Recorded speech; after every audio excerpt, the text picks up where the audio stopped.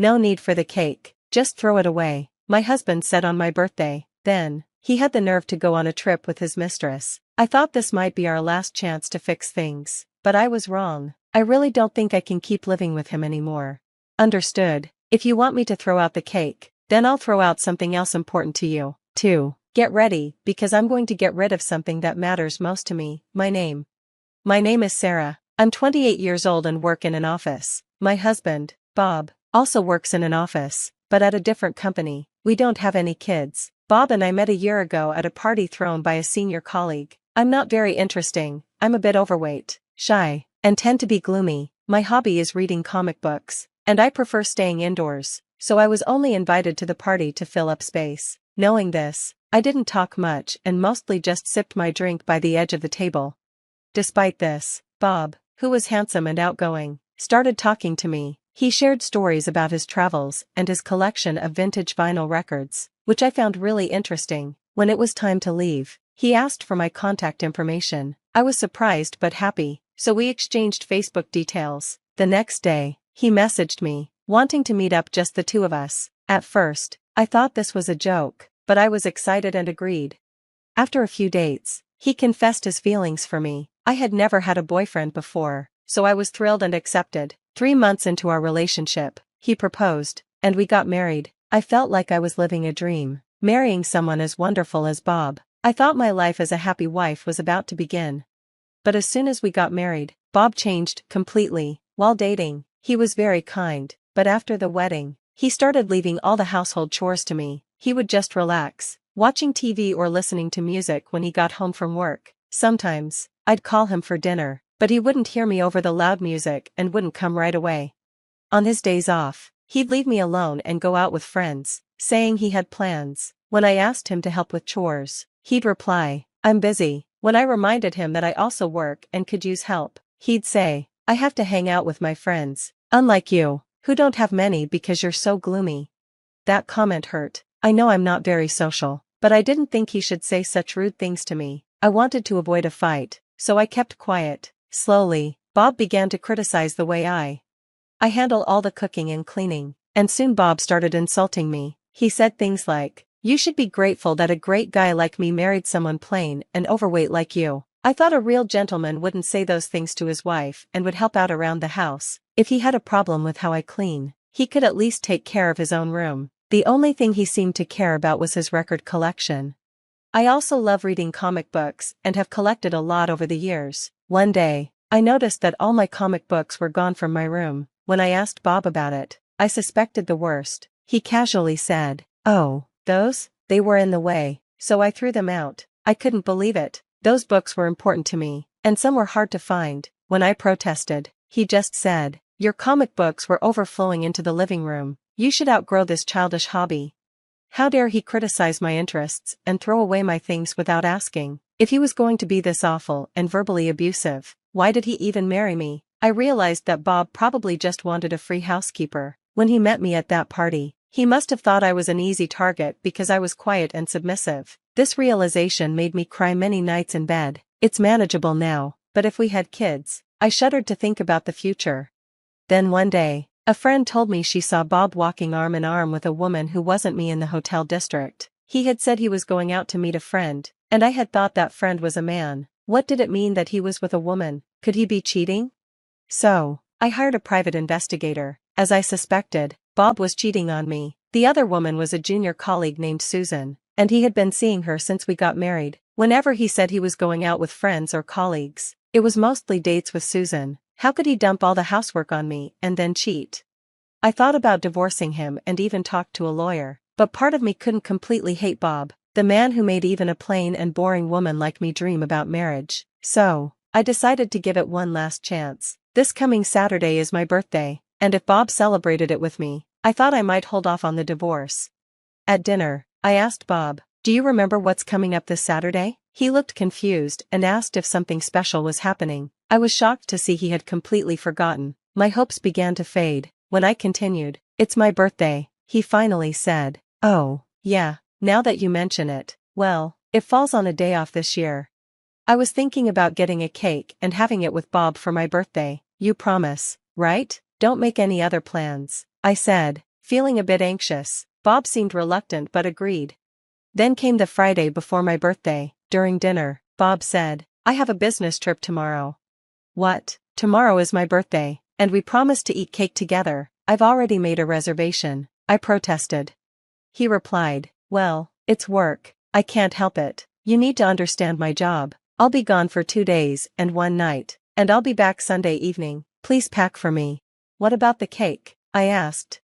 "Just throw it away if you don't need it," he said casually. I was shocked. How could he say to throw it away on my special day after I went through the trouble of reserving it? I started to feel suspicious about his business trip.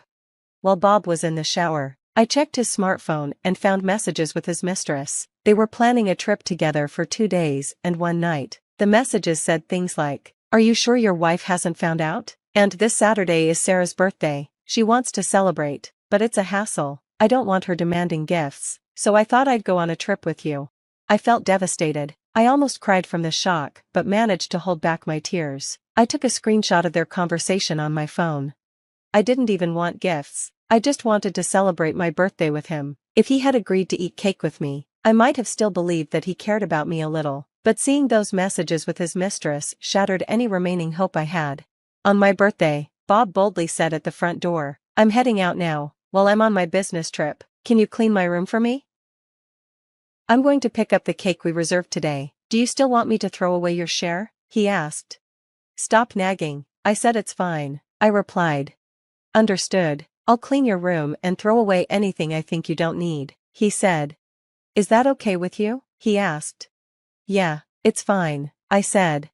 With that, Bob left for what he claimed was a business trip, but I knew it was really a trip with his mistress. I remembered when he asked if I could throw away anything I thought he didn't need, and I recorded our conversation on my voice recorder, so he couldn't take it back now. Once inside Bob's room, I vacuumed and cleaned the windows. Then, I got rid of things he didn't want, like old clothes, piles of stationery, and his record collection that he had spent a lot of money and time building. I packed everything up and put it in the storeroom. Then, I placed the filled-out divorce papers on the living room table and left the house. After all, it was my birthday, and I was going to enjoy it. First, I picked up the reserved cake. Then, I booked a room in a luxury hotel I had always wanted to visit. I ate the cake in my hotel room. Bob had told me to throw it away, but I couldn't waste food, so I ate both pieces. It was delicious, but I worried about gaining weight again, so I needed to start dieting. After that, I went shopping at nearby stores and took a stroll by the sea. I had spent all my days off doing housework, so having a day like this was a first in a long time. Just as I was enjoying my day, I got a call from Bob on Sunday night. Honestly, I didn't want to answer, but I had to. "Hello?" I said. "Hey, where the heck are you? I got back from my business trip, and you're not home. There's no dinner ready." Bob was ruining my relaxing hotel stay with his calls. "What's going on? Why are you in a hotel? Where's my dinner?" he shouted. I replied, "Well, I'm staying in a hotel for a bit. There's a lovely view here. Want me to send you a picture?" He didn't care about that. "I found the divorce papers." "What's going on?" "If there are divorce papers, you should know what to do, right? Are you planning to make a paper airplane with them? Just sign it and take it to City Hall," I said. "Are you serious? You want a divorce?" Bob asked. "That's right. I'm sick and tired of this. You just leave everything to me and never help with the chores. The first thing you do when you call me is get mad because there's no dinner ready. It's unbelievable." He then asked about his record collection. "What happened to my records?" "I threw them away," I replied. Bob's voice got louder. "You threw them away? Are you kidding me? You knew I cherished those. But you told me before your trip that I could throw away anything I thought was unnecessary. You said it was okay. I even recorded our conversation. Want to listen? Besides, you threw away my comic books too, didn't you?" I continued. "Don't just drop divorce papers on me and leave," he yelled. "Fine, let's meet and talk," I said. A few days later, I didn't want to see Bob, but we had to meet at the lawyer's office. Bob looked shabby, with unkempt hair and wrinkled clothes. I used to iron his clothes, and I thought maybe he ran out of conditioner, but he should be able to buy his own. Seeing Bob like this made me wonder why I ever liked him. I was worried about how I'd feel when I saw him again, but it turned out I had no reason to worry. When the discussion started, I said, "I haven't changed my mind about wanting a divorce. This is the amount I want for alimony. When I told him the amount, Bob shouted, $30 million?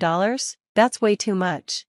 Just because you didn't help with the housework? I asked. That's not all. You've constantly insulted me, calling me fat and plain, and worst of all, I have evidence of your cheating. I showed him the screenshots from the private investigator.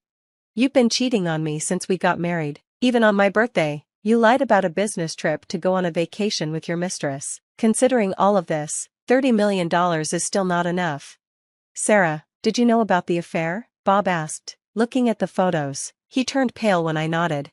Did you think I didn't notice, because I'm not smart? And you threw away my beloved comics? That's because you threw away my records, he replied. Oh, I lied about throwing them away. I told him. I thought about it, but I didn't want to be blamed for it, so I kept them. They're stored in the back of the storeroom. What? Bob looked relieved. Why are you so relieved? The fact that you threw away my comics hasn't changed, so you should compensate me for that. And about the cake, you said to throw it away, but I couldn't waste food, so I ate both pieces. When Bob asked if he was right, I chuckled and said, no, I didn't throw anything away. I told you I would get rid of things I don't need, and I've done just that. Well, actually, I'm about to get rid of something. Huh? Bob looked confused.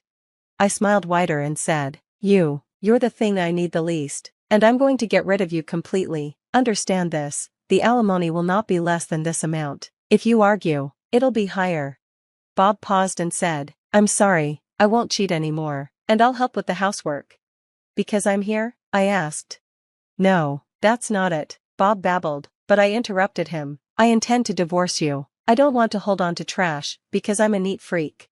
At that moment, Bob looked defeated and said, I'm trash. His expression was priceless. After that, we divorced. All communication has gone through our lawyers, so I haven't seen Bob since. According to my lawyer, Bob, who had always left the housework to me, didn't have any domestic skills. He briefly lived with Susan, but she couldn't manage the house either, and their place quickly became a mess. They were always eating out, and Bob started gaining weight. His once handsome face now looked quite sad. Eventually, Susan broke up with Bob and found another job. Gossip spread at work about their affair, making him uncomfortable, but he couldn't quit because I asked for a lot in alimony. As for me, I switched jobs and moved, enjoying living alone. I'm not overwhelmed by housework anymore, and no one gives me a hard time. I'm happy. Plus, since I'm not stressed, my face looks brighter, and I've been told I look a little thinner. If I keep losing weight, I might just make Bob regret everything even more.